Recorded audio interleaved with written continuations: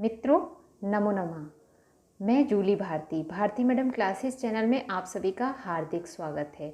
आज हम आपके लिए लेकर आए हैं पंचतंत्र की प्रसिद्ध कहानी मंथर कौलिक कथा, मंथर जुलाहे की कहानी। तो कहानी शुरू करते हैं। किसी नगर में मंथर नाम का एक जुलाहा रहता था। कभी वह कपड़ा बुनने का कार्य कर रहा था, तभी उसके कपड़े बुनने के सभी साधनभूत लकड़ियां टूट गईं। तब वह कुल्हाड़ी को लेकर जंगल में लकड़ी लाने के लिए गया। वह समुद्र के किनारे पर घूमता हुआ जब पहुंचा तो शीशम के एक वृक्ष को देखा।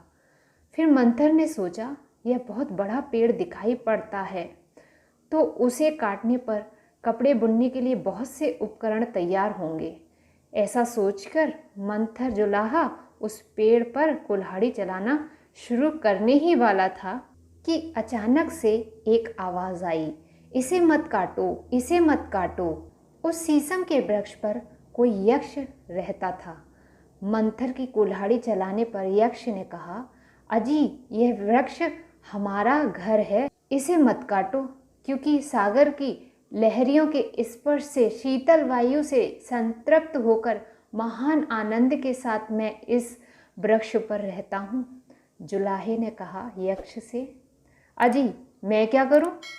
वस्त्र बुनने के लिए आवश्यक लकड़ियों के साधन के बिना मेरा परिवार भूख से पीड़ित हो रहा है। यक्ष ने कहा, ऐसा मत करो। मंथर बोला, तुम जल्दी से दूसरे किसी वृक्ष पर चले जाओ, मैं इसे काटूंगा अवश्य।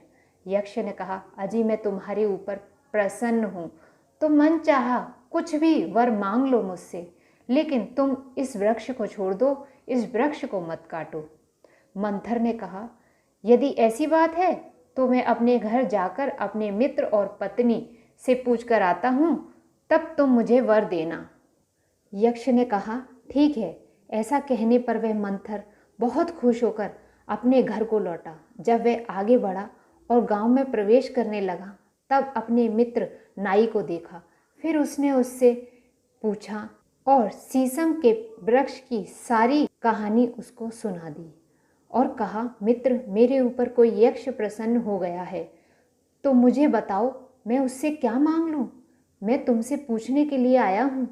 नाई ने कहा, भाई, यदि ऐसी बात है तो तुम राज्य मांग लो, जिससे तुम राजा हो जाओगे और मैं तुम्हारा मंत्री बन जाऊंगा।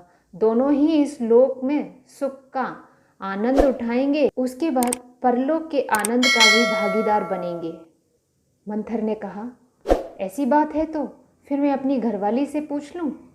नाई ने कहा, भैया, यह शास्त्र के विपरीत है कि पत्नी के साथ सलाह ली जाए, क्योंकि स्त्रियों की तो छोटी बुद्धि होती है, उन्हें इस बारे में क्या ज्ञान।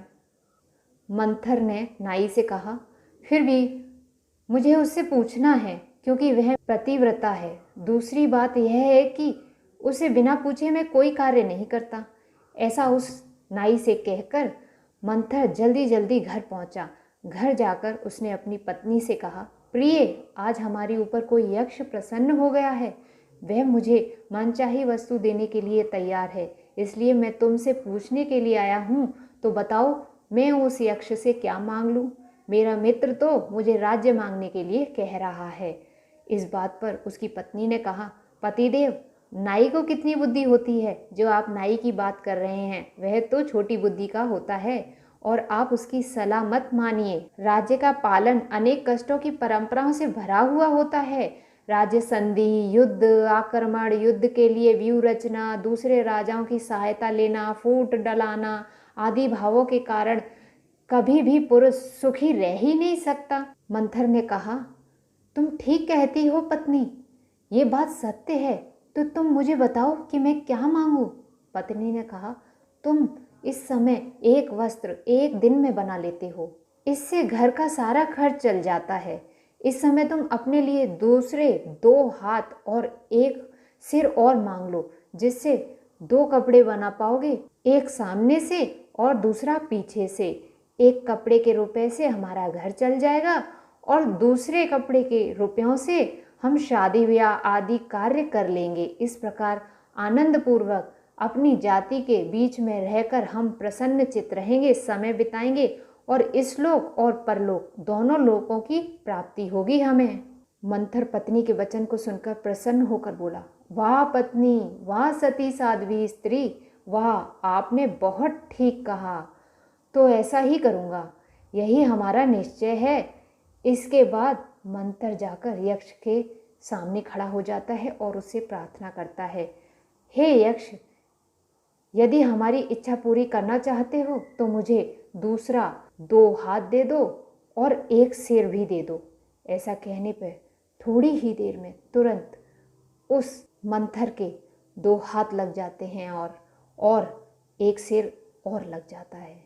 2 मुंह वाला और 4 हाथ वाला बन जाता है मंथर। फिर वह खुश होकर अपने घर की ओर आता है। तब वह घर आता है। घर आने पर तब यह राक्षस है ऐसा समझकर लोगों ने उस मंथर को लाठी और पत्थरों से इतना मारा कि वह वहीं पर मर गया। इस कहानी से हमें यह सीख मिलती है कि जिसके पास अपनी बुद्धि नहीं है और जो मित्रों की बात नहीं मानना चाहते, वह मंथर की तरह ही नष्ट हो जाते हैं। मित्रों, यदि ये कहानी आपको पसंद आई है तो इस कहानी को लाइक और शेयर ज़रूर कीजिएगा। भारती मैडम क्लासेस चैनल को सब्सक्राइब कीजिए और भी हिंदी और संस्कृत की अच्छी अच्छी कहानियाँ सुनने के लिए नीचे डिस्क्रिप्शन बॉक्स में लिंक दे रखा है प्लेलिस्ट का, आप उस पर क्लिक करके सभी कहानियों को सुन सकते हैं।